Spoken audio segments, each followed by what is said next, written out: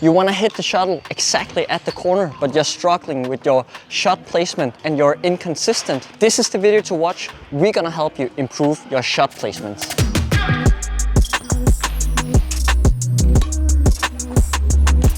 If you have a topic that you want us to cover in a video, please leave a comment below and we'll see if we can do it. Being able to have great shot placement is really a key thing in badminton. The great shot is really going to give you two big advantages. Number one, being able to move your opponent around the full court. And number two, it's going to help you anticipate your opponent's next shot. If I had to start working on my shot placements, this is what I would do. Number one, repetition is key. If you follow some of the top players on social media, you'll definitely see that they spend a lot of time practicing their net lifts, their net spins, serves, whatever it might be. There's only one way to improve your shot placement, and that is practicing time and time again. Of course, you need the right technique.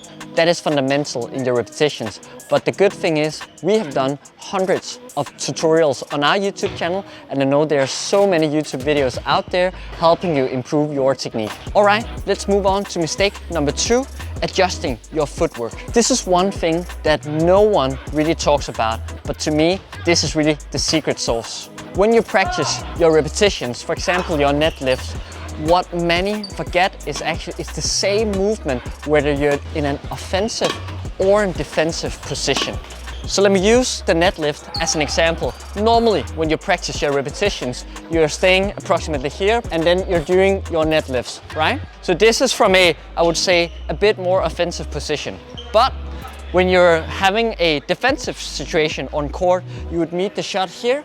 But as you see, it's exactly the same movement that I'm doing with my racket, but my footwork is much lower versus my offensive one. So that is really something that people forget because they believe that the technique will be different whether it's an offensive or in defensive position. Adjusting your footwork applies for many shots here in badminton. For example, it's also delayed backhand. So when I play the offensive one, I'm meeting it here.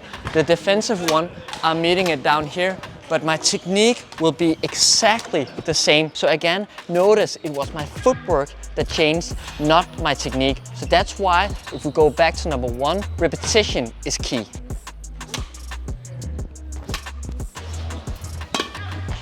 I hope you got my point. I'm at least gonna move on to the next thing, which is the physical stamina.